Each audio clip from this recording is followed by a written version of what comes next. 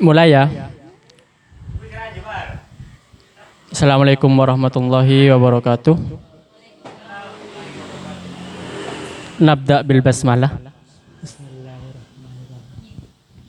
Alhamdulillahilladzi 'allama bil qalam, 'allamal insana ma lam ya'lam. Allahumma shalli ala sayyidina Muhammadinil fatih lima ulik wal khatim lima sabaq, nasrul haqqi bil haqqi wal hadi ila siratikal mustaqim wa ala alihi haqqa qadrihi wa miqdaril azim. Amma ba'du. Sekarang ini bagian saya ya. Pertemuan keberapa nih? Pertemuan ke-76 dalam tema hermeneutika Al-Quran. Kemarin sudah dibahas hermeneutika Al-Qurannya versi Muhammad Arkun, sekarang hermeneutikanya Fadlur Rahman, yaitu dengan teorinya double movement, dalam bahasa Arab al-haraka al-musdawjah, dan dalam bahasa Indonesia itu gerak ganda. Sebelum membahas inti teorinya, perlu kiranya untuk mengenal siapa sih itu Fadlur Rahman.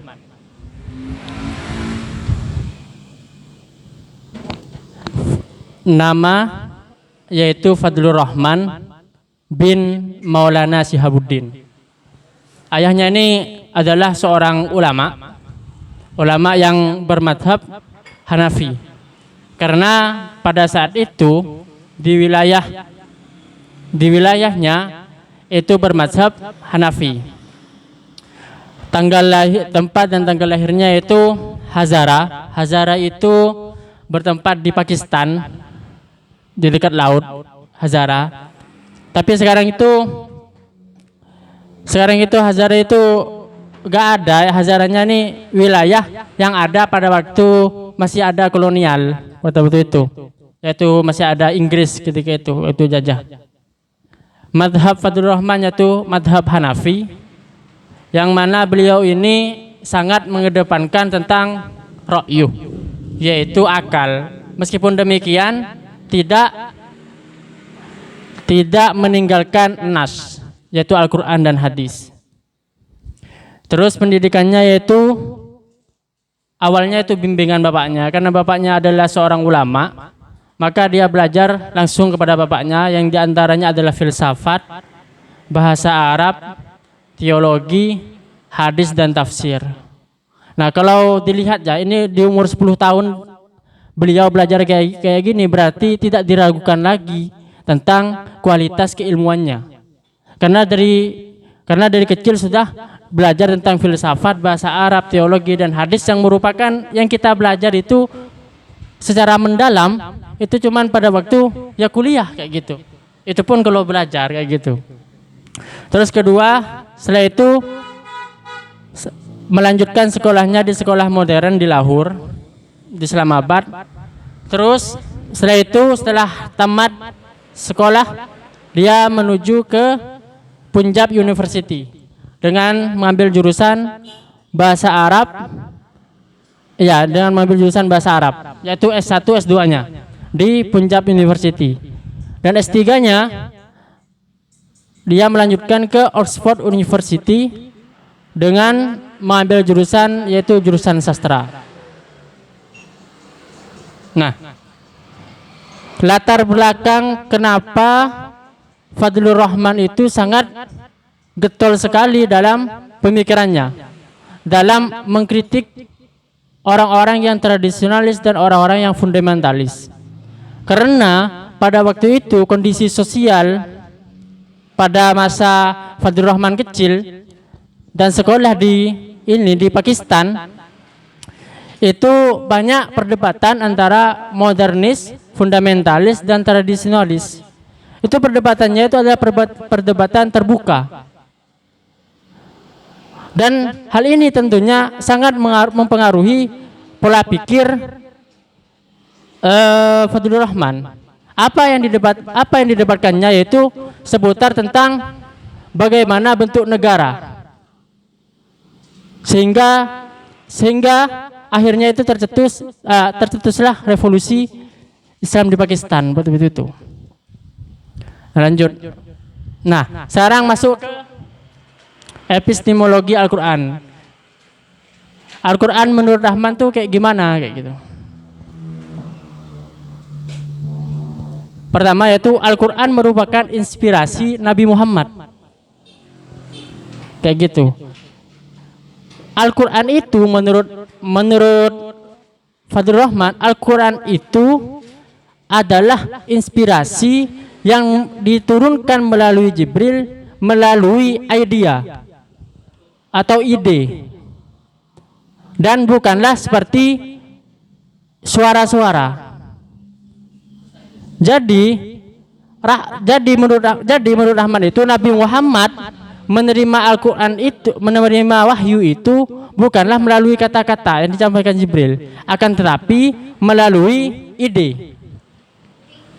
Melalui ide. Mengapa bisa demikian? Karena ini bersesuaian dengan apa yang ada di dalam Al-Quran.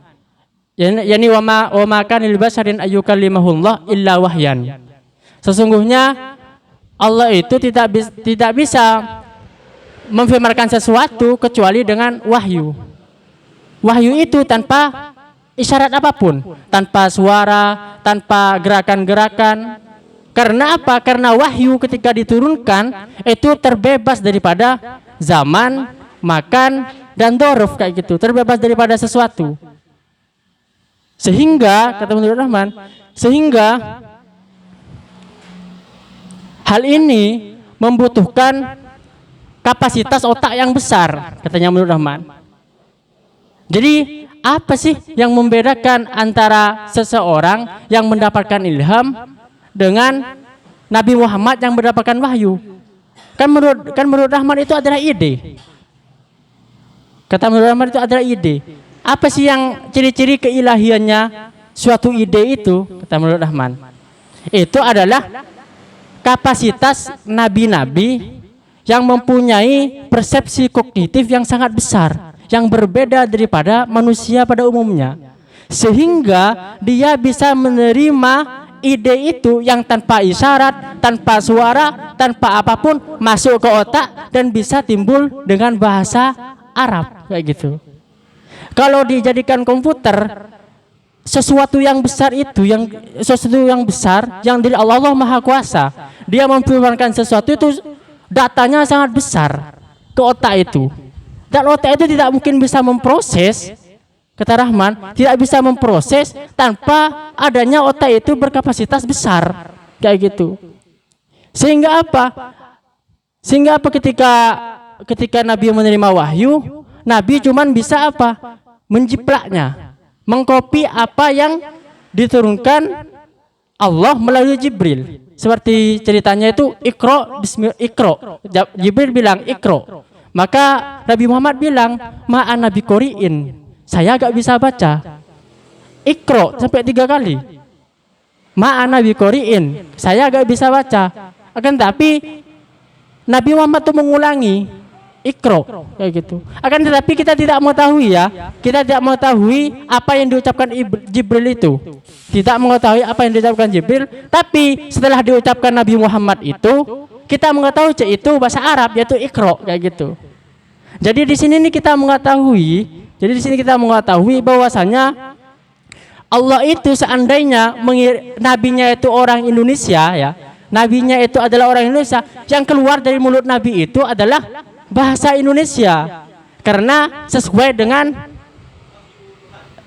dengan kondisi bangsa tersebut kayak gitu kan. Seperti itu kata Rahman. Jadi akibat dari pengertian ini, Rahman menyatakan bahwasanya Al-Quran merupakan kata dari Allah sekaligus perkataan Nabi Muhammad. Karena bahasa Arab bahasa atau ide yang didapat dari Allah itu diterjemahkan ke dalam bahasa Arab, sehingga ini bahasa Arab ini adalah perkataannya Nabi Muhammad kayak gitu. Menurut Rahman, hal ini menimbulkan banyak kritikan daripada ulama pada waktu itu. Terus selanjutnya, begitu menurut Rahman tentang Al-Quran sebagai wahyu.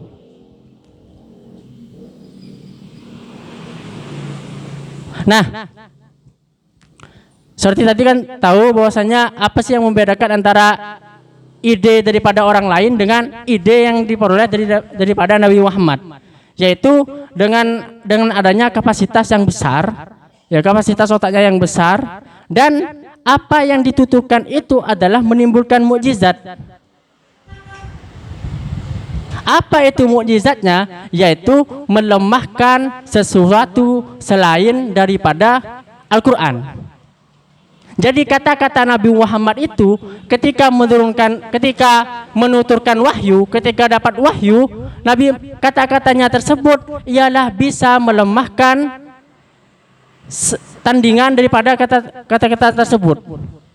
Jadi hal ini sesuai dengan apa yang ada di kitab-kitab, bahwasanya Al-Quran itu pengertiannya adalah kalamullah ta'ala al-mu'jiz, yaitu kalam Allah yang diturunkan dan merupakan pelemahan. Al-mu'jiz itu mukjizat dari kata ajaza yu'ajizu, yaitu melemahkan. Melemahkan apa? Melemahkan tandingannya selain Al-Quran, kayak gitu.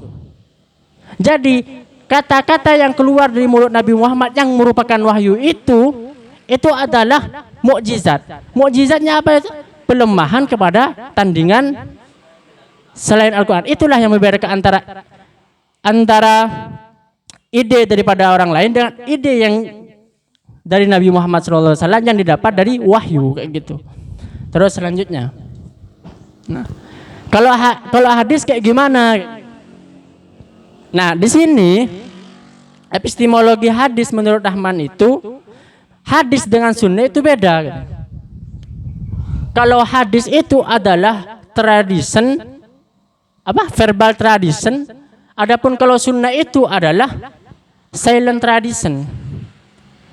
Kalau sunnah itu a'ammu minal hadis, sunnah itu lebih umum daripada hadis.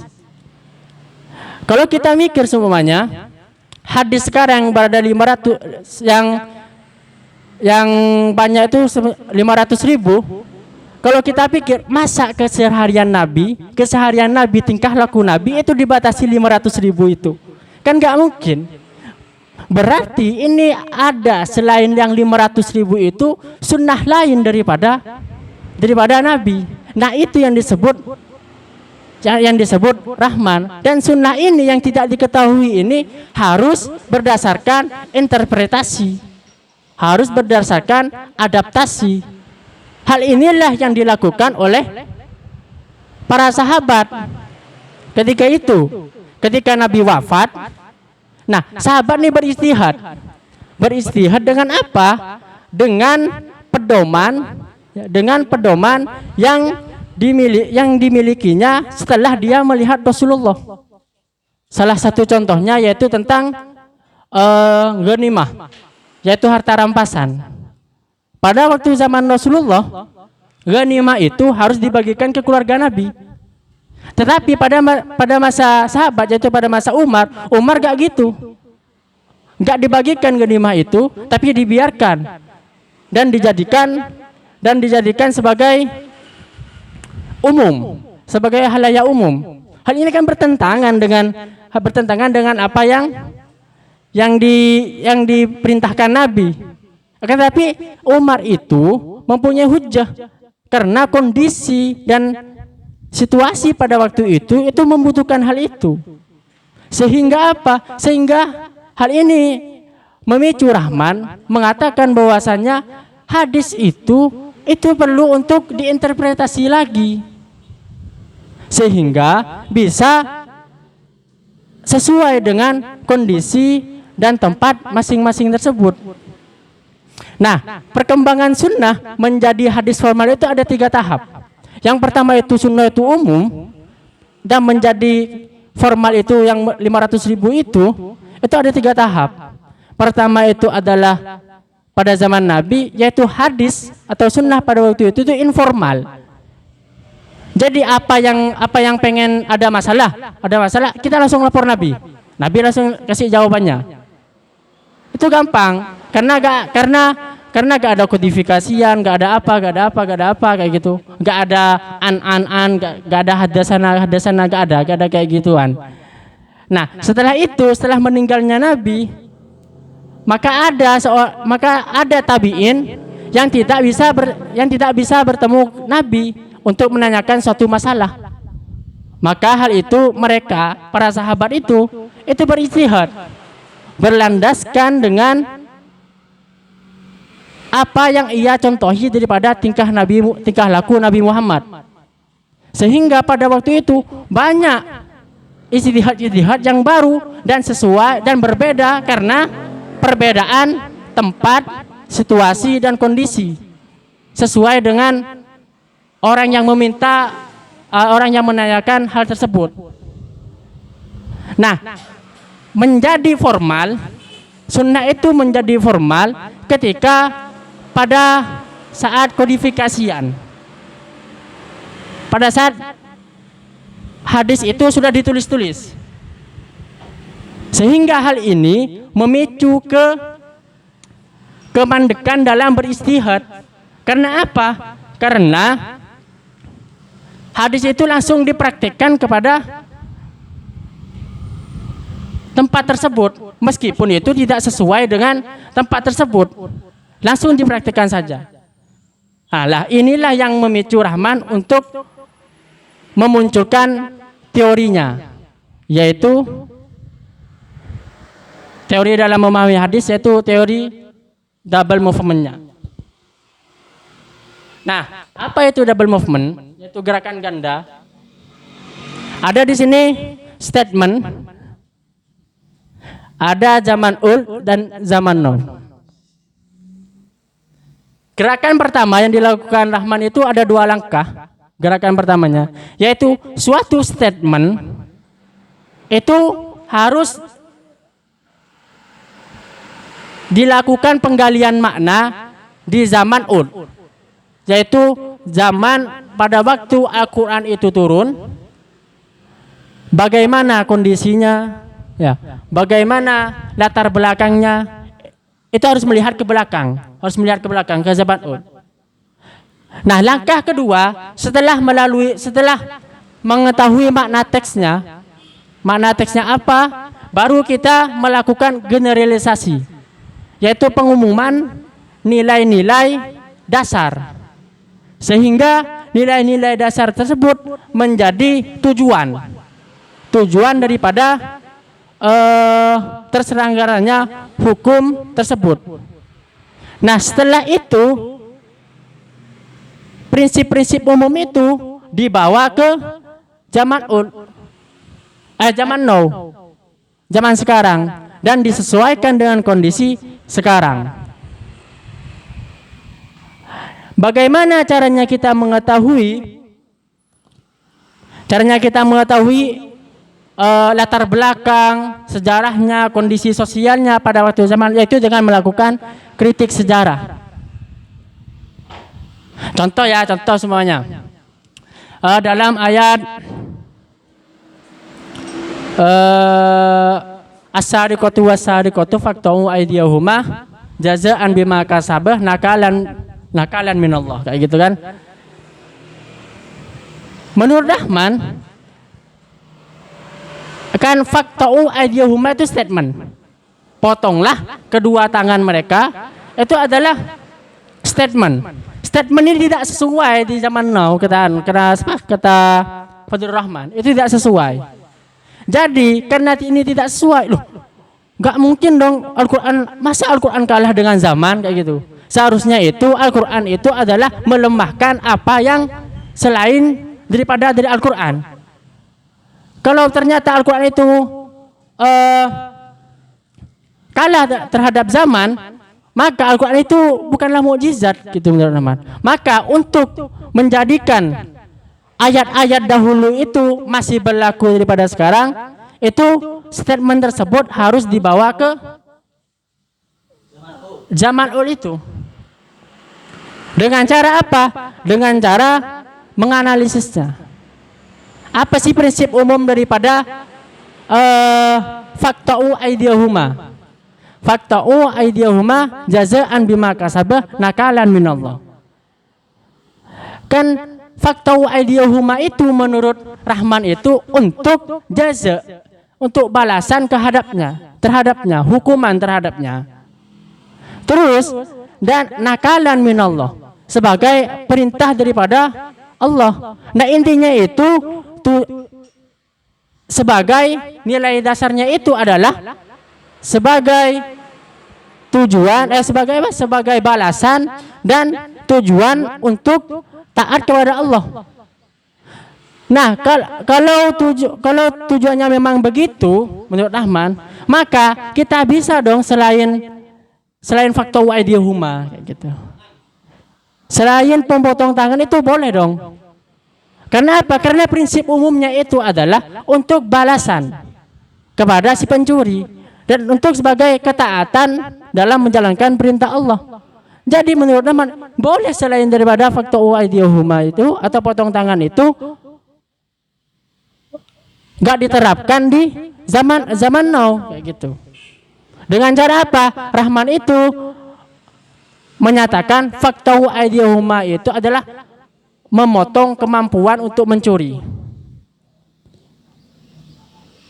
Nah, memotong kemampuan untuk mencuri itu dengan cara berbagai macam, yaitu dengan cara penjara, dengan cara ditakzir, dan dengan cara yang menurut sekarang itu adalah peri kemanusiaan lah kayak gitu. Dan adapun kritik sejarah itu melalui beberapa hal. Nah, begini kritik sejarah metodenya. Fenomena sejarah, ada suatu fenomena sejarah apa ya? Bentar.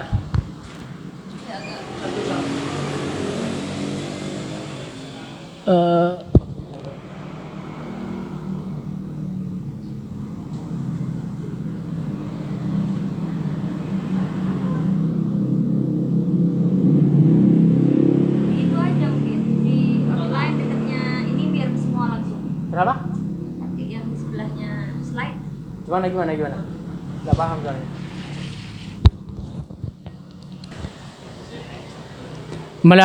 Pertama itu melalui fenomena sejarah. Ada gak kayak gitu fenomenanya? Kalau ada, itu kita menelusuri jejaknya. Caranya gimana? Yaitu dengan sumber-sumber.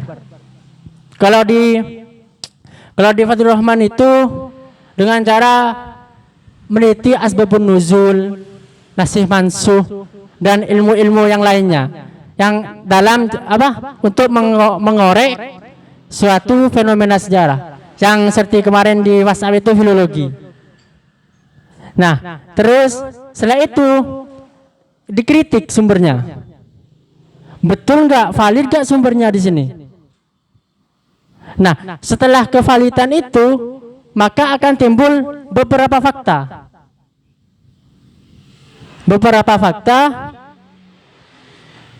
Faktanya itu fakta itu tidak mungkin satu, fakta itu banyak karena banyak perspektif terhadap sumber tersebut. Nah, setelah fakta ini baru kita analisis dan dalam di sini analisis tentang prinsip umumnya Fadlur Rahman, nilai-nilai norma-norma umumnya.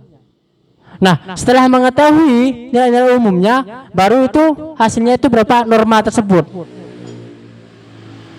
Jadi hasilnya itu bisa dipraktekkan ke zaman sekarang. Nah, seperti itu. Sudah ya? Sudah. Mungkin kelanjutannya itu kekurangannya bisa didiskusikan sekarang.